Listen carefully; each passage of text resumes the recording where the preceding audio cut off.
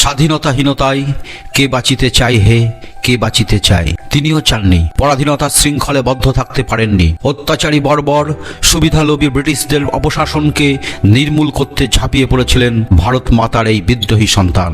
স্বাধীনতা এমনি এমনি আসে না, আসে রক্তের বিনিময়ে। তাই তো তিনি বলেছিলেন, তোমরা আমাকে রক্ত দাও, আমি তোমাদের স্বাধীনতা দেব। তিনি হলেন সেই বিশ্ববিখ্যাত দেশনায়ক, বিশ্ববাসীর প্রিয়, ভারতবাসীর প্রিয়, বাঙালির প্রিয় নেতাজি সুভাষচন্দ্র বোস। তার সম্পর্কেই জানাবো আজ অনেক গুরুত্বপূর্ণ অজানা তথ্য।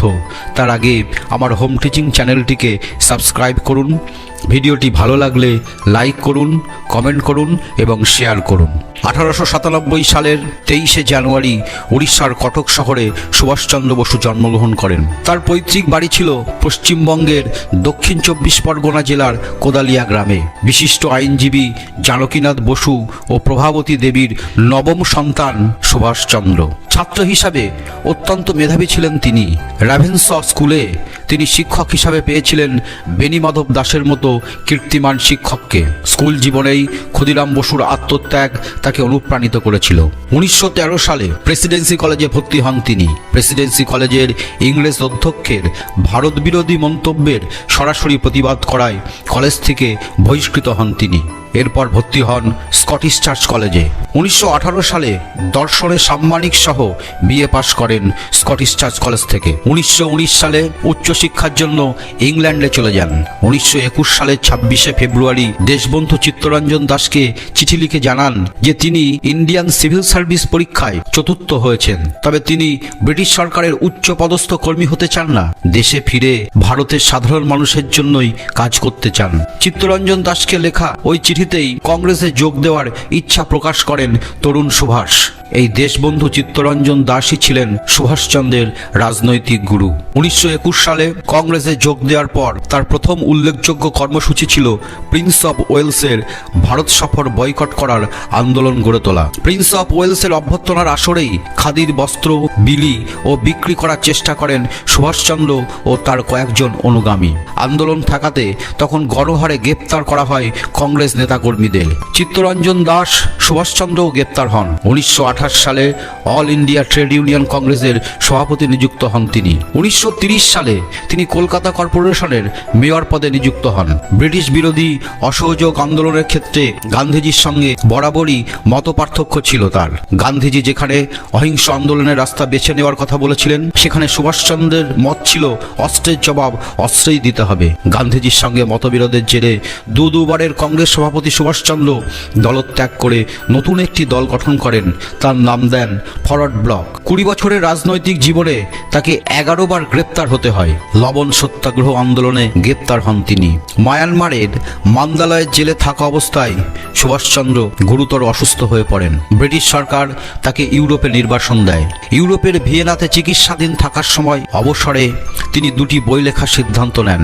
তার আত্মজীবনী ইন্ডিয়ান পিলগ্রিম আর ইন্ডিয়া স্ট্রাগল ফর ফ্রিডম। সেই সময়ে তার পাণ্ডুলিপি টাইপ করার জন্য এক অস্ট্রিয়ান মহিলা এমিলি সেঙ্কেল তাকে সাহায্য করেন, যিনি পরবর্তীকালে সচিবও হন।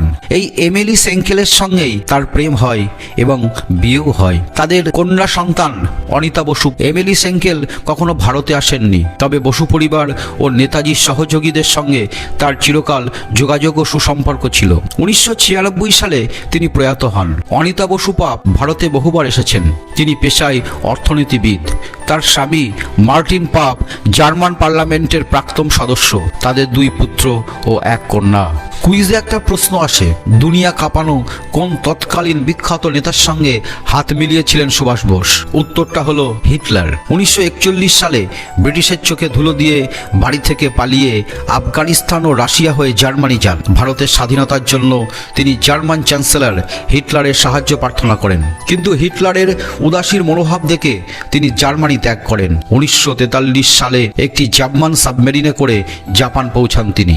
এদিকে তখন রাসবিহারী বসুর উদ্যোগে জাপানে শুরু হয়ে গিয়েছে আজাদ হিন্দ ফৌজ গঠনের প্রক্রিয়া। দ্বিতীয় বিশ্বযুদ্ধে জাপানের হাতে বন্দী ভারতীয় ব্রিটিশ সেনাদের একত্রিত করলেও তখনও পর্যন্ত আজাদ হিন্দ ফৌজের লক্ষ্য কার্যপ্রণালী স্থির হয়নি।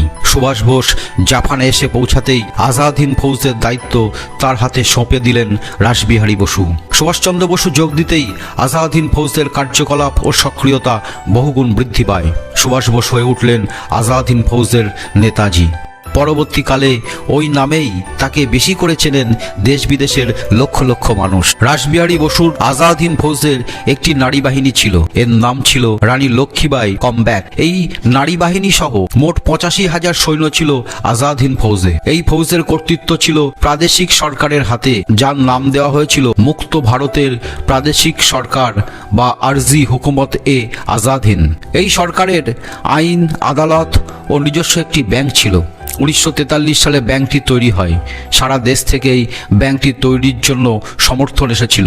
আজাদ হিন্দ ব্যাংকে 10 টাকা থেকে 1 লক্ষ টাকা পর্যন্ত নোট ছাপা হতো। 1 লক্ষ টাকার নোটে ছিল সুভাষচন্দ্র বোসের মুখ।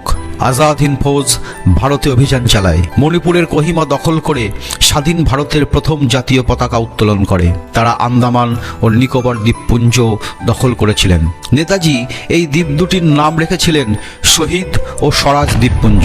কিন্তু তারপর হিরোশিমা ও নাগাসাকিতে মার্কিন পরমাণু বোমার আঘাতে জাপান বিপর্যস্ত হয়ে পড়ে। জাপান থেকে অর্থ সরবরাহ কমে যায়। সামরিক রসদে ভাটা পড়ে আজাদ হিন্দ বাহিনীর। থমকে যায় ভারতের প্রথম স্বাধীন সেনার জয়যাত্রা। 1945 সালের 18ই আগস্ট বিমান দুর্ঘটনায় নেতাজির মৃত্যুর খবর ছাপা হয়েছিল জাপানের সংবাদপত্রগুলিতে। কিন্তু ভারতে নেতাজির মৃত্যু সংবাদ অনেকেই মেনে নিতে পারেননি। ঐতিহাসিক লিওনার্ড এ গর্ডনের লিখিত তথ্যের ভিত্তিতে নেতাজির মৃত্যু বিষয়ে লেখা হয়েছে, তাইপের তাইহুকু বিমানবন্দরে দুপুর 2:30 নাগাদ একটি বিমান দুর্ঘটনায় শরীরের প্রায় 90% পুড়ে গিয়েছিল নেতাজির। 3rd ডিগ্রি বার্ন ইঞ্জুরি নিয়ে হাসপাতালে ভর্তি করা হয় তাকে। সেখানেই স্থানীয় সময় রাত 9টা থেকে 10টার মধ্যে মৃত্যু হয় নেতাজির। বসু পরিবারের সদস্য নেতাজির প্রপুত্র চন্দ্রকুমার বসু 18ই আগস্ট দিনটিকে সুভাষচন্দ্র বসুর মৃত্যুদিন হিসাবে মেনে নিতে চান না। তার মতে এখনও এমন কোনো নথি সামনে আসেনি যার থেকে এটা নিশ্চিতভাবে বলা যায় যে 18ই আগস্ট 1945 সালে তাইহুকু বিমানবন্দরে হওয়া বিমান দুর্ঘটনাতেই মৃত্যু হয়েছিল নেতাজির। চন্দ্রকুমার বসু এও জানান যে নেতাজি সম্পর্কিত মোট 5টি ফাইলের কথা জানিয়েছিল জাপান সরকার, যার মধ্যে 2টি ফাইল তারা সামনে এনেছে। তাতে নেতাজির অন্তর্ধান বা মৃত্যু সম্পর্কে তেমন কোনো তথ্যই মেলেনি। বাকি 3টি ফাইল এখনও সামনে আসেনি। অন্য একটি মতে নেতাজি সোভিয়েত রাশিয়ার কাছে বন্দি অবস্থায় সাইবেরিয়াতে মৃত্যুবরণ করেন। আবার শোনা যায় বর্তমানে রেনকোজি মন্দিরে রাখা নেতাজির চিতাভস্ম পরীক্ষা করে জানা গিয়েছে ওই চিতাভস্ম নেতাজির নয়। আসলে ভারতবর্ষে নেতাজির তুমুল জনপ্রিয়তায় ঈর্ষান্বিত হয়ে তৎকালীন কিছু ভারতীয় নেতা এবং ইংরেজ সরকার ষড়যন্ত্র করে তাকে পৃথিবী থেকে সরিয়ে দেয়। আবার অনেকের মতে ফৈজাবাদের ভগবানজি ওরফে গুমনামি বাবা ছিলেন নেতাজি। রবীন্দ্রনাথ ঠাকুর সুভাষচন্দ্র বসুকে দেশনায়ক আখ্যা দিয়ে তাসের দেশ নৃত্যনাট্যটি তাকে উৎসর্গ করেন। উৎসর্গপত্রে লেখেন, স্বদেশের চিত্তে নূতন প্রাণ সঞ্চার করবার পুণ্যব্রত তুমি গ্রহণ করেছ। সেই কথা স্মরণ করে তোমার নামে তাসের দেশ নাটিকা উৎসর্গ করলুম। নেতাজির মতো নেতা ভারত ইতিহাসে সত্যিই বিরল। তার দেশপ্রেম, আত্মত্যাগ চিরস্মরণীয়। বহু ভারতীয়র আদর্শ তিনি। ভারতবাসীর হৃদয়ে তার জন্য আলাদা জায়গা তৈরি হয়েছে। সেই মৃত্যুঞ্জয়ী বীর সংগ্রামী সুভাষচন্দ্র বসুকে শ্রদ্ধা জানাতে তার সেই বিখ্যাত স্লোগানটি উচ্চারণ করব, জয় হিন্দ।